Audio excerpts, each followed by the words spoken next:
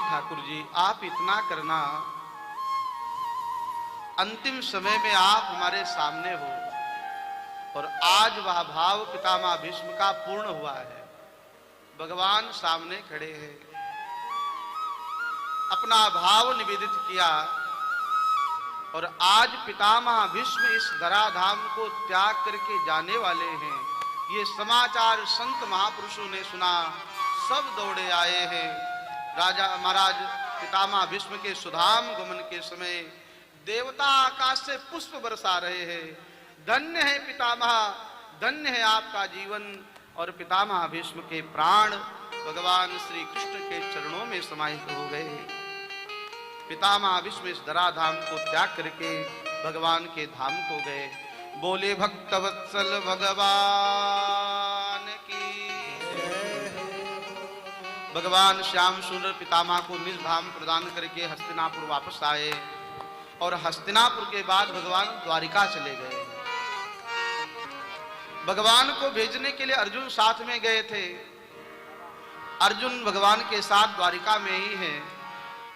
इधर जो उत्तरा के गर्भ में बालक था, उस बालक का जन्म हुआ है। यह समाचार जब महाराज युधिष्ठिर को पता चला, बड़े प्रसन्न हुए।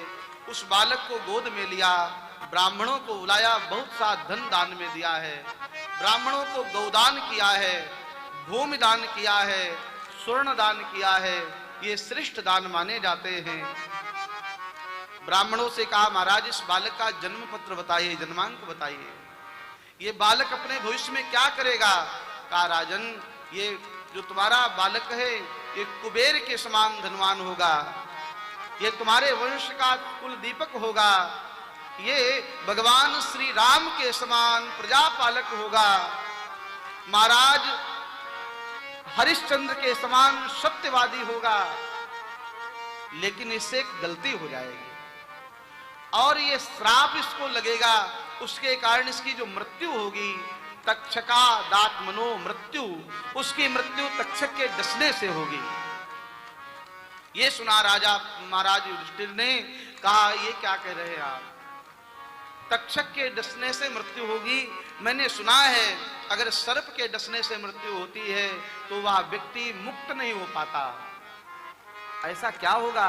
तो कहा, आपके वंश के बालक के द्वारा महात्मा समीक का अपमान होगा और उनका पुत्र इनको श्राप दे देगा। बहुत से उपाय किए हैं महाराज युधिष्ठिर ने। इधर भगवान श्री कृष्ण द्वारिका में गए तो द्वारिका में बहुत सम्मान हुआ है। भगवान की गृहस्थी का वर्णन है। और उसके बाद द्वारिका में यदुवंशियों से एक अपराध हुआ है। द्वारिका में आए हुए महात्मा, उनके पास भगवान कृष्ण के जो पौत्र हैं वो गए हैं और उन्होंने पूछा है, महाराज ये बताओ हमारे गर्भ से बेटा होगा या बेटी होगा? पेट पर कड़ाही बांध के गए थे। संतों ने ध्यान लगा के देखा, ये कौन है जो मेरा उपहास करने आए हैं? कहा, ये भगवान श्री कृष्ण के वंशज हैं। कहा, अगर ये भगवान श्री कृष्ण के वंशज हैं तो मैं श्राप देता हूं, ऐसा यदुवंश भी नष्ट हो जाए। तुम्हारे गर्भ से न बेटा होगा न बेटी होगी, तुम्हारे वंश से, इस गर्भ से एक मूसल होगा और वह मूसल तुम्हारे वंश का विनाश करने वाला होगा। मूसलम कुलनासनम श्रापित कर दिया है।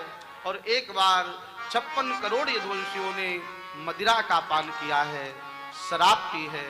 और शराब पीने के बाद वो सभी यदुवंशी आपस में झगड़ा करते हुए प्रवासक क्षेत्र में समुद्र के तट पर सभी आपस में लड़कर के समाप्त हुए हैं।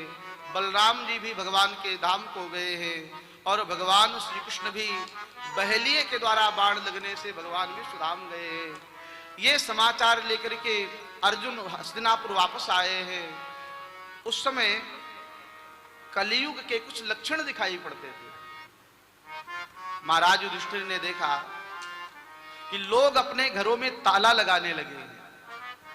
पूछा, भैया ये कौन सा यंत्र है? कहा, ये ताला है। कहा, ये जहां लगता है लोग बिना अनुमति के वहां नहीं पहुंच पाते हैं। मतलब क्या चोरी होने लगी है? कहा हाँ। कहा चोरी तो एक कलयुग का लक्षण है।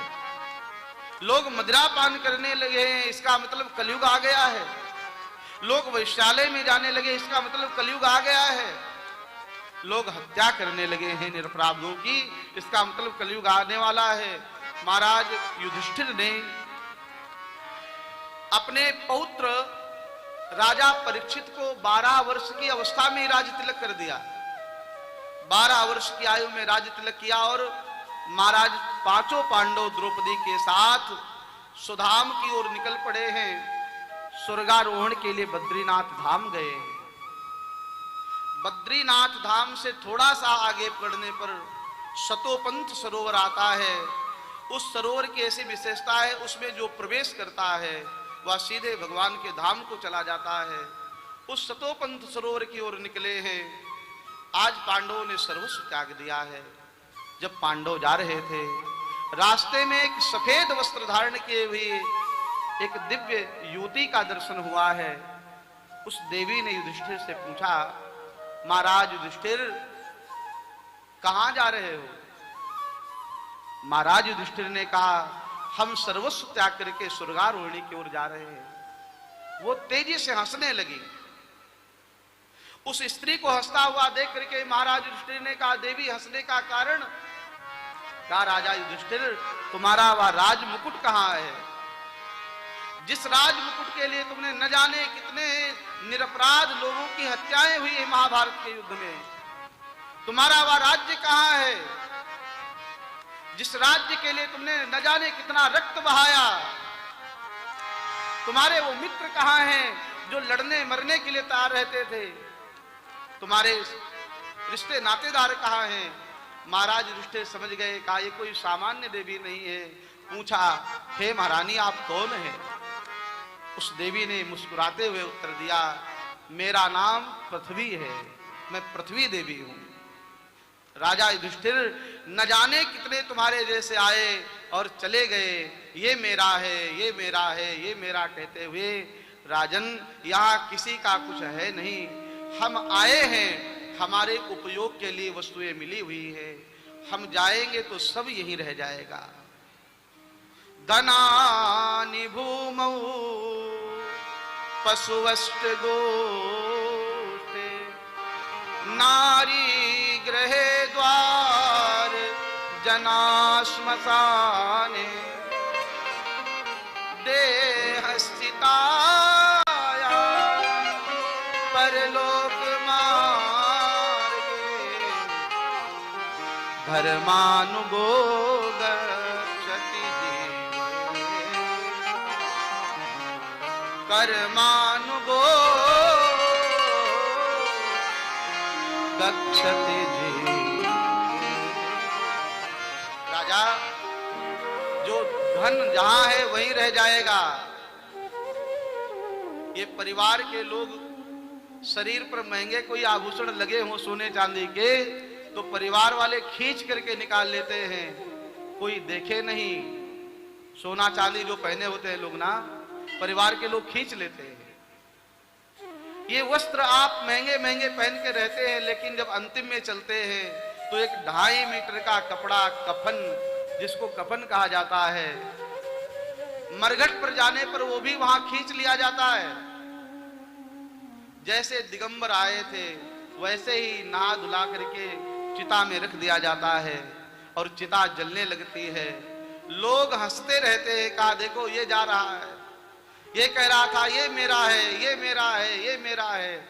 जरा जरा सी चीज के लिए मर रहा था, लड़ रहा था, आज सब कुछ त्याग के जा रहा है, कुछ भी कोई काम नहीं आ रहा है। एक ही चीज तुम्हारे साथ जाने वाली है, क्या? का कर्मानुगो गच्छति जीव एकहा। हमारे 3 प्रकार के शरीर होते हैं, स्थूल शरीर, सूक्ष्म शरीर और कारण शरीर। स्थूल शरीर जल जाता है, सूक्ष्म शरीर और कारण शरीर ये दोनों यात्रा करते हैं। का उसके साथ कर्म हमारा साथ में चलता है।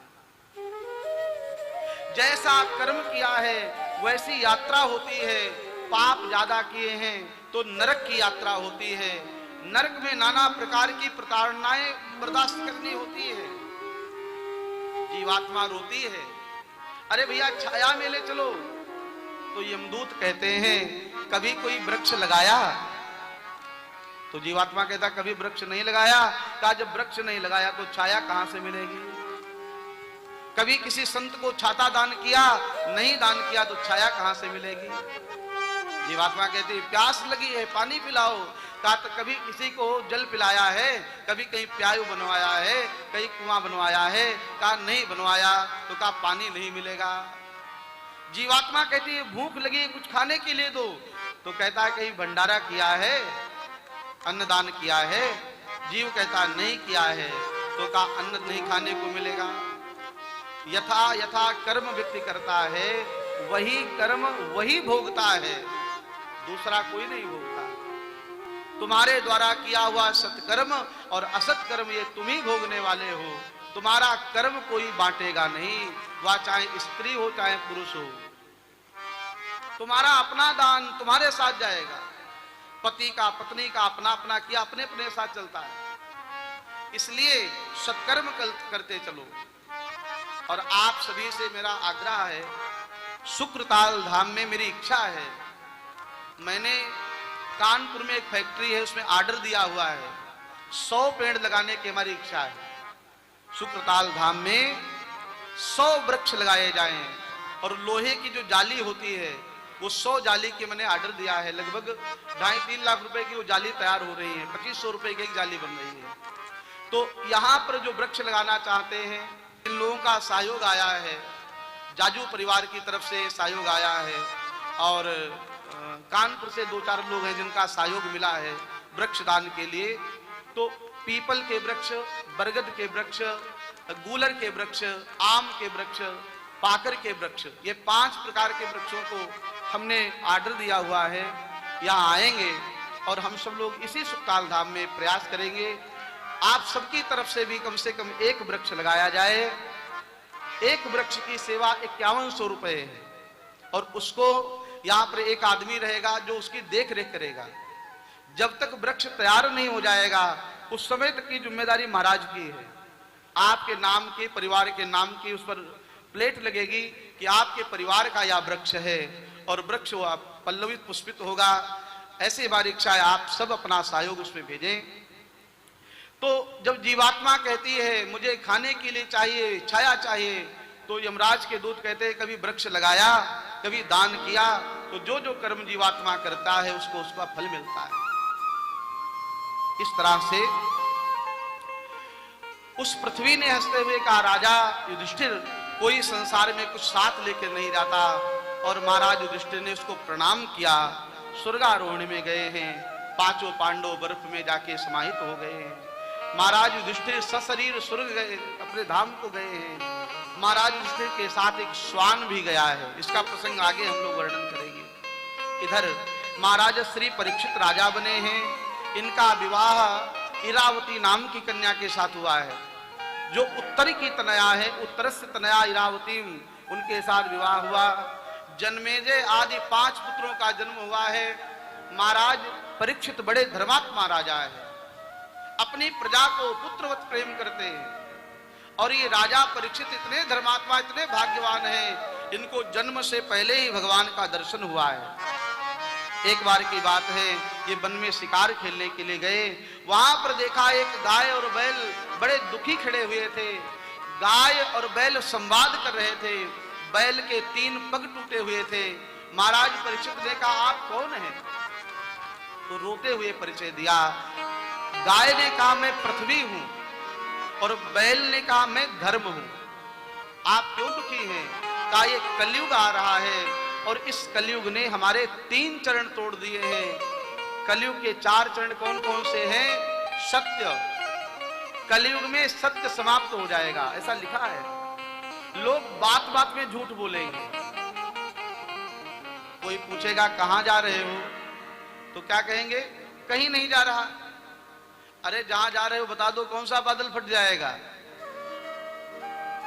अनाकारण झूठ। लोग कहेंगे क्या कर रहे हो? कुछ नहीं कर रहा। कुछ कर रहे होंगे तभी झूठ बोल देंगे। तो बिना कारण झूठ नहीं बोलना चाहिए। सत्य धर्म का एक चरण है, जो सत्य बोलता है वह भगवान का भक्त माना जाता है। सत्य के समान कोई धर्म नहीं है और असत्य के समान, झूठ के समान कोई पाप नहीं है। इसलिए प्रयास करो कि जब तक कोई बहुत बड़ा कारण न हो, किसी की मृत्यु हो रही हो, वहां झूठ बोल दीजिए, काम चल जाएगा। किसी कन्या का विवाह हो रहा हो, वहां झूठ बोल देंगे, काम चल जाएगा। किसी गाय की हत्या हो रही हो, वहां झूठ बोल देंगे, चल जाएगा। लेकिन बिना कारण झूठ नहीं बोलना चाहिए। सत्य, दूसरा चरण दया, तीसरा चरण दान, पवित्रता, और चौथा चरण दान। तो कलयुग के 3 पग, धर्म के 3 पग कलयुग ने तोड़े हुए हैं। सत्य समाप्त हो गया, दया समाप्त हो गई और पवित्रता समाप्त हो गई। पवित्रता के नाम पर न भोजन पवित्र रह गया, न आहार विहार व्यवहार सब अपवित्र हो गया। हमारा आहार विहार व्यवहार पवित्र रहना चाहिए, क्योंकि पवित्रता धर्म का एक अंग है। और धर्म का चौथा चरण है दान। कलयुग में एकमात्र धर्म का ये चरण बचा हुआ है। येन केन विधि दीने दान करहि कल्याण, क्योंकि यही श्रेष्ठ साधन बचा हुआ है। महाराज परीक्षित ने कलयुग को डांटते हुए कहा, मेरे राज्य से बाहर भाग जाओ। कलयुग ने कहा, महाराज जहां जाते वहां आपका ही राज्य है, कहां जाए। कहा ठीक है, तुम अपने रहने के लिए 4 स्थान ले लो। कौन कौन से? कहा जहां मदिरा पी जाती है वहां रहना, जहां जुआ खेला जाता है वहां रहना, जहां वैश्याओं का अड्डा है वहां रहना, जहां हत्याएं होती है वहां रहना। द्यूतम पानम स्त्रियासूना यत्रा धर्म चतुर्भुजा, जहां धर्म अधर्म रहता है वहीं पर ये 4 चीजें रहती हैं। जहां मदिरा का पान होता है वहां कलयुग रहता है, जहां जुआ खेला जाता है वहां कलयुग रहता है, जहां वैश्याओं के कोठे वहां कलयुग रहता है, और जहां हत्या होती है वहां कलयुग रहता है। कलयुग ने कहा, महाराज ये भी कोई रास्ते रहने के स्थान है, कम से कम एक स्थान तो बढ़िया दीजिए। महाराज परीक्षित ने कहा, कौन सा स्थान चाहिए? तो कलयुग ने कहा, आप हमको स्वर्ण में निवास दीजिए। तो राजा परीक्षित ने कलयुग को स्वर्ण में निवास दिया। कौन से सोने में कलयुग रहता है? सोना भी 2 प्रकार का होता है। स्वर्ण जो है, क्योंकि भगवान को भी हिरण्यगर्भ कहा जाता है। हमारे यहाँ वेद मंत्र बोला जाता है, ओम हिरण्यगर्भा श्यामावर्तताग्रे भूतस्य जाता पतिरेकासीद सदाधार पृथ्वीं द्यामुते माम कस्मै देवाय हविका विधेम। जहां परिश्रम के द्वारा कमाया गया सोना है उसमें भगवान रहते हैं। जो न्याय उपार्जित वित्त है, न्याय के द्वारा कमाया गया धन है, उसमें भगवान का निवास है, वह स्वर्ण हिरण्यगर्भ है। और कहा जहां ये 4 स्थानों की कमाई से लाया गया सोना, जुए की कमाई से लाया हुआ धन, उसमें कलयुग रहता है। शराब की दुकान से कमाया हुआ धन, उसमें कलयुग रहता है। हत्या करके लाया हुआ धन, उसमें कलयुग रहता है। दुराचरण करके लाया हुआ धन, उसमें कलयुग रहता है। का ऐसा धन जहां लगा दिया जाएगा वहां कलयुग ही माना जाएगा। उस पैसे से सोना जो खरीदा जाएगा उसमें भी कलयुग का ही निवास माना जाएगा। इस तरह से राजा परीक्षित ने जो मुकुट पहना हुआ है वह मुकुट है जरासंध का, उसी में उस कलयुग ने प्रवेश कर लिया है। वह अन्याय के द्वारा लाया हुआ मुकुट है। जब पांडव लोग जरासंध को विजय करने गए थे तो जरासंध का मुकुट लेके आ गए थे। वो अन्याय के द्वारा आया हुआ जो सोना था उसमें कलयुग बैठ गया।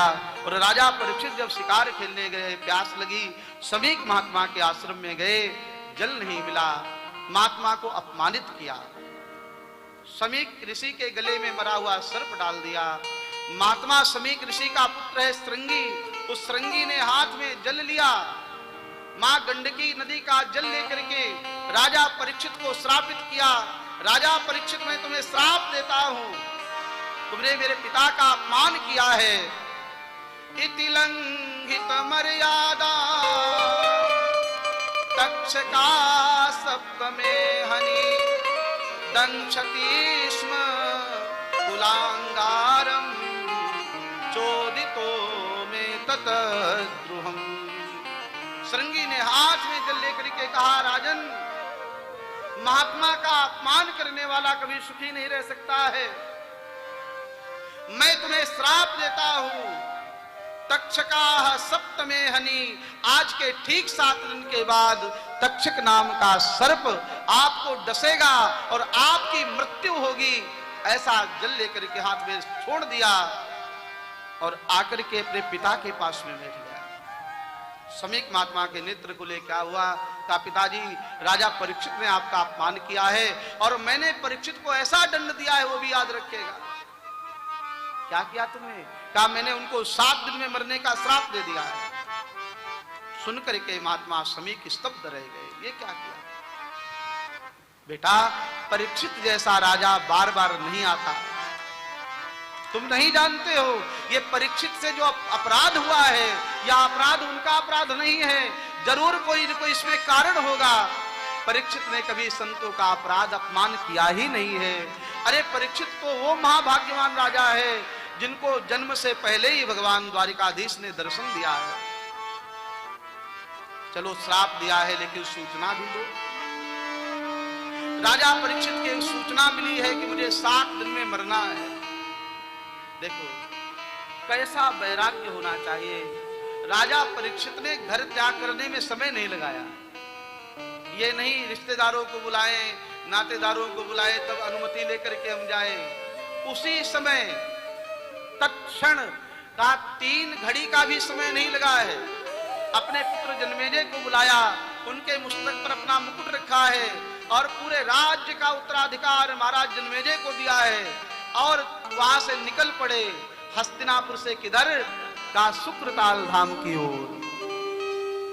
गंगा मां का पावन किनारा, और यहाँ पर आकर के बटवृक्ष की छाया में बैठ गए हैं और भगवान द्वारिकाधीश से प्रार्थना कर रहे हैं, हे द्वारिकाधीश, मेरा जन्म आपने सफल किया है, मेरी मृत्यु को भी आप सफल बना देना। बहुत से बड़े बड़े महात्मा वहां एकत्रित हुए हैं। भृगुर्वसिष्ठश्च वनश्च गौतमो मेधातिथिर्देवल देवरातो रामस्तथा गाधिसुतश्च मृकण्डपुत्रा।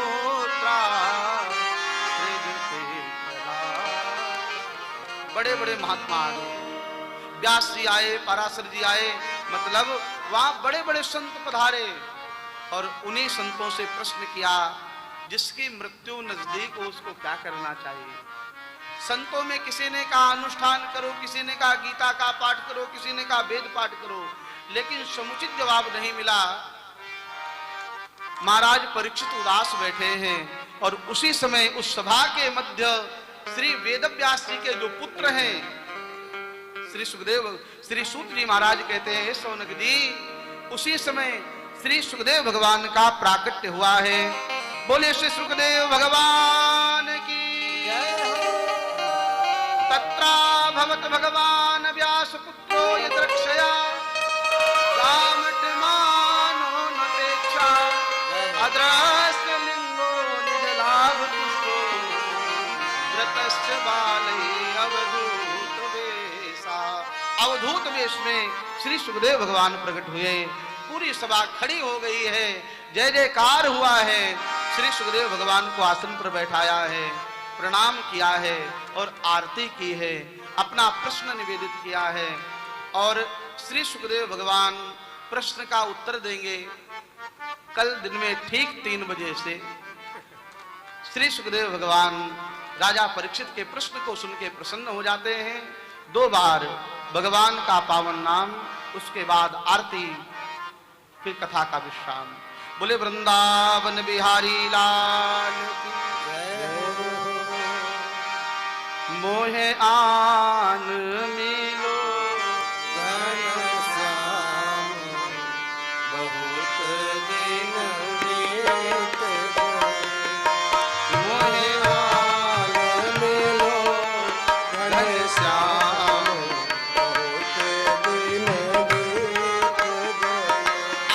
हमारे साथ गुनगुनाइए। देखो, गीत वही गा सकता है जिसके हृदय में भगवत प्रेम होगा, अथवा जो गाता है उसे भगवान से प्रेम हो जाता है। आप भी ऐसे भाव से गीत हमारे साथ में गाइए और ठाकुर जी से कहिए, हे प्रभु, अब आप भी प्रकट हो जाइए।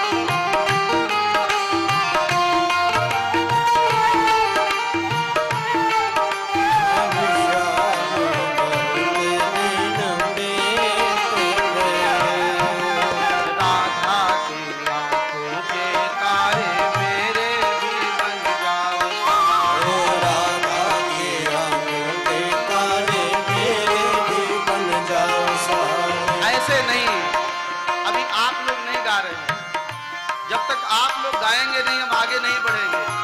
सब बोलिए, राधा की आंखों के तारे मेरे भी बन जाओ सहारे। राधा की आंखों के तारे मेरे भी बन जाओ सहारे। राधा की आंखों के तारे मेरे भी बन जाओ सहारे।